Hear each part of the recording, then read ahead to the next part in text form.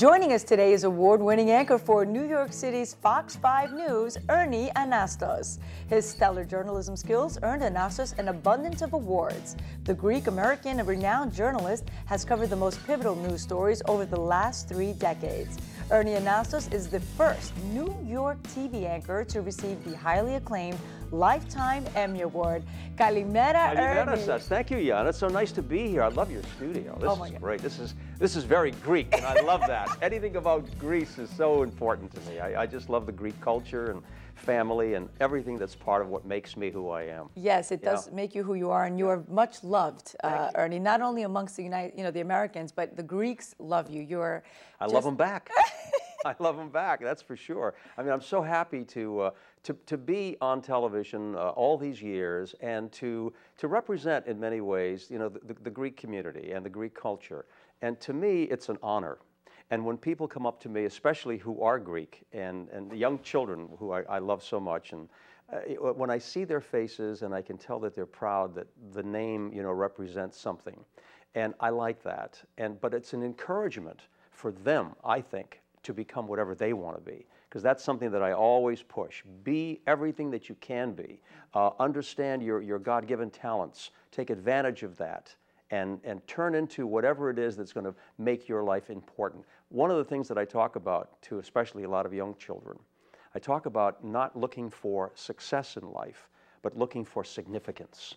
What makes you someone who people will look at and will learn something from you, and you are an example of a good individual who is trying to help others and is trying to be enthusiastic about life and giving back in some way. That's very important to me. Ernie is one of the most positive people I know. You are a light bulb. That's the only way I can describe you. And and when you walk into a room, when you just anywhere you are, you're full of love and light, and you're so wonderful to everyone. And do you know why? And I'll tell you why, Yanna. Because it comes from home. It comes from where I grew up and how I grew up. In a Greek-American home, where we were very proud of who we were. My grandfather, he was a priest, Papou Anastasios Anastasiou. And he was one of the first 100 ordained priests in America. He was a pioneer in the church. And I loved him, and my dad, of course, and my mom, and everybody in the family. But they taught us values. Brothers and sisters? Brothers and sisters. I have 2 wonderful sisters, Georgia and Maria. They both live in Massachusetts. And you grew up in New Hampshire? And I grew up in New Hampshire, but I grew up in a very interesting environment. It was a Greek community. The church was on the street where we lived. The Greek supermarket was there, the Cafenio, everything. It was all Greek. Greek town. Greek town. It was fabulous.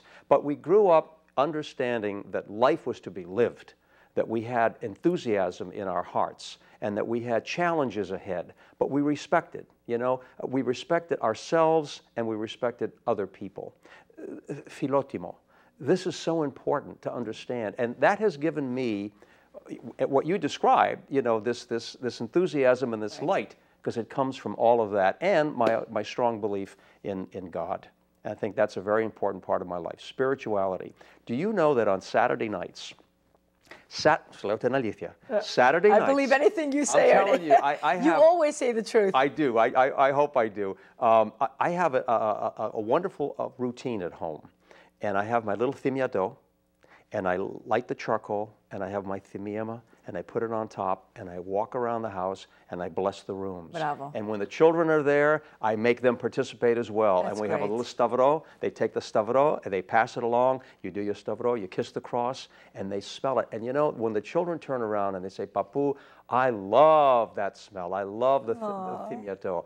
That's an important thing. And I've done that almost all my life, and I hope I can continue to do that for as long as I live. And you pass these values on to your children. I do. And that's the important part, and that's what we're trying to tell the Greek-American community. It's important for the new generation to pass on the traditions and the culture, and you are a stellar example. I mean, you really are. Well, we believe so much in diversity, and we've talked about that. It's so much a part of America, and we are part of this great mosaic.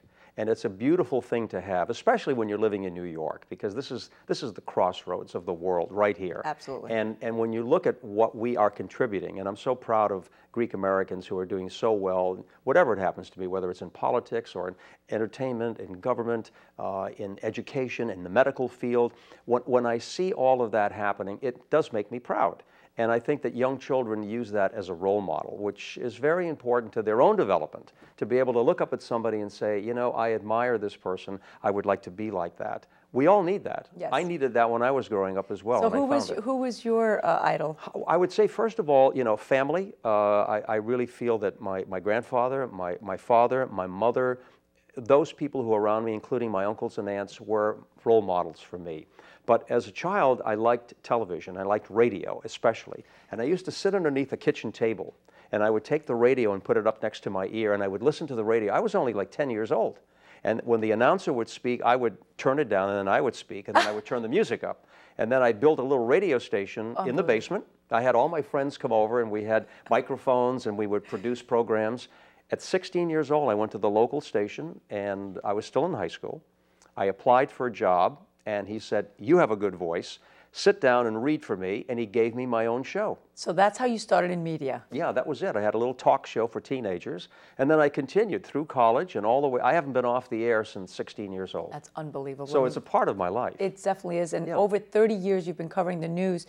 Then you came to New York, and was that a change for you from New Hampshire? You came to ABC. Well, my first position in television was in Providence, Rhode Island, and I really loved it there. I was on the air. I did the news for 2 years. And then all of these offers came along, and I was so grateful for it. And New York was my first choice. So we came to New York in 1978 at Eyewitness News, Channel 7, and I was there for 12 years.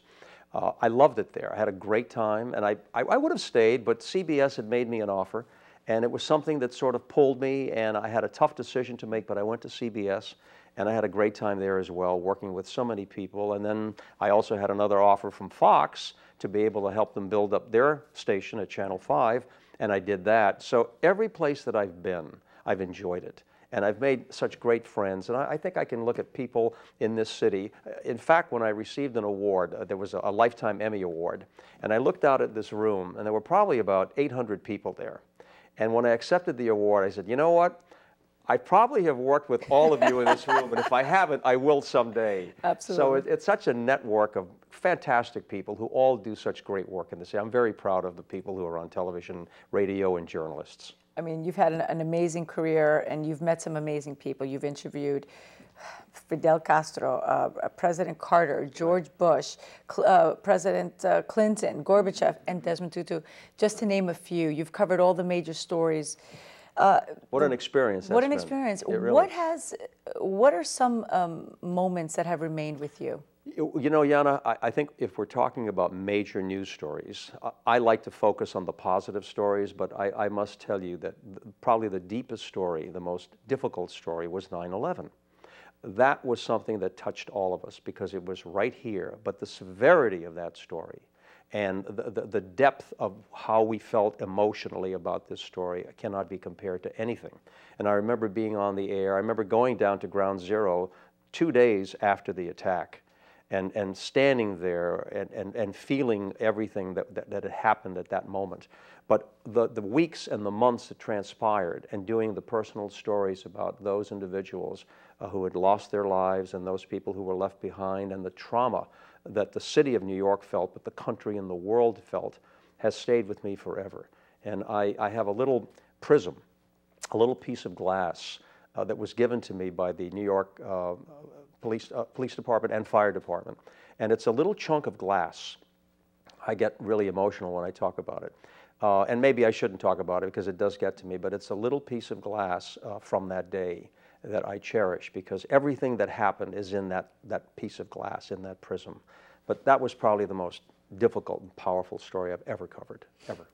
It's I hope we never remained have to do with that it. Yes, again, it's ever. remained absolutely not. I mean, and since then, America has changed and New York has changed. Yes. Yes, the world has changed in many ways. The world has changed. And we're going in so many different directions. You know, I love the media. The internet has changed everything. When I first started in 1978 in New York, we only had 3 or 4 or 5 channels. Yes. And around the country, you only had, you know, 3 major networks. Yes. and then the internet. 1,000 and channels cable. now. It's incredible. So we have so much information now. When we go on the news at night, we could have a lead story from anywhere in the world. It could be from Colorado or Cairo. It doesn't matter. The resources that we have, we can cover every story now. And it's made my work certainly more exciting, a little more intense in many ways because we have so many choices to make. But I love it. I love it. So from all these wonderful people that you've interviewed, who has left a mark on you? You know, that's a tough question because you listed a number of people. I would say almost every individual that I've talked to has left me with something. I think when you're looking at a president and asking them questions that are difficult for them to answer in many ways because there's a security issue involved, national security, you start thinking in your own mind, my goodness, what is this person not telling me? When I talked to Fidel Castro, I started seeing the history in his face of the revolution. I started thinking about all of the Bay of Pigs invasion. I started thinking of everything that had happened with him in that leadership role. So when I'm interviewing somebody, it's not just the questions I'm asking, but it's the impressions that I get. But I'm going to ask you something, because this is kind of fun to do. I do a radio series on WOR about positive minutes. And I ask this question. I say, okay, can you name the last 5 people who won an Academy Award? Can you name the last 5 people who won the Heisman Trophy? Can you name the last 5 people who won a Nobel Prize? It's very difficult to answer those questions. That's correct. And these are people that we should know about because they have really accomplished great things in life. But let me ask you this question. Can you name 2 people who are always there for you when you need them? My parents. There you go. Can you name That's the easiest question. Can you name a teacher who was very good to you at one time in your life? Absolutely. My professors in college. See, if you ask those people... those are... But here's the point, Yanna. When we are talking about people who are significant in our lives, as important as some of these individuals are who have won great awards and have accomplished marvelous things in their life, the ones that we remember the most are the people that love us and we love them back. It's a personal thing.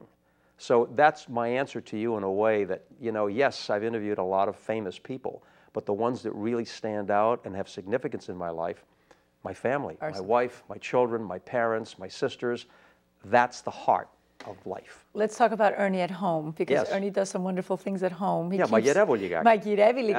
I want to hear about your favorite dishes, what the kids like to eat. Tell me about life at home with Ernie. Okay, I'm a real homebody. I really have always loved being home. So when I'm there, I'm always doing things. I'm either preparing some food with my wife. What kind of food? What's your favorite dish? I love yemista. I mean, when we went to Greece this past summer, I think I had a salad and stuffed tomatoes every day. I love them. With meat or without? Both. Both, okay. With or without. But I love what part of Greece are your parents from? Let's start from My father was born in Larissa. Actually, it was just outside of Larissa. It's a little Chorio. And my mother's family came from Trikala. But my mother was born in Lowell, Massachusetts. So they all, you know, became part of this country. But we've kept all the traditions. Yeah. So I cook at home. I play Greek music. We dance a lot. I have a karaoke machine, and I love Frank Sinatra. You know, the summer wind is blowing in. Oh, you got some good, you have a good voice there. I love it. I do that. I'll sing with my karaoke. We play a lot of games and sports and activities. I ride my bicycle. I love golf. I love art. You're in great shape. I mean, you are in amazing shape. Don't give me the mati now. Oh, no. Careful. No, because I have the prayer for the mati, too. You know, they call me up. People will call me up and say, I say, Matias Menos, you know, and I do the prayer for them. So then I'll call them up and say, you're fine. You feel better now? Yeah, I do. Well, someone taught me the prayer, and then I, you know, taught it to one other person. But these things are so ingrained in me, and when someone, you know, asks me, you know, why I feel the way I do, and I must say, not because this is a Greek program, but I must say that so much of this goes back to being a Greek, to have an understanding of our culture, which is so beautiful. I love doing the Greek parade, and we talk about all the accomplishments that the Greek people have given us over centuries, and I'm so proud of that. It's important. Well, you are a powerhouse, Ernie, and thank you, again, so are you. Well, thank you. I applaud you for what you do too. You know, this new Greek TV is very important, and I think that you're trying to do the same thing. You're perpetuating those values and those ideals that are so much a part of who we are in our culture. And I applaud you and your organization for doing that. It's a great service. It really is. Thank you. And what we're trying to do is present people such as yourself that are making a difference. Thank you. And you're keeping Hellenism alive. And you're representing the Greeks in the United States. You're wonderful. I can't thank you enough for being here. Kalimera USA. I want you to leave our viewers with a message. You know, we've said this before. When people ask me about my enthusiasm and how I feel, I go back to a Greek philosopher who's not identified.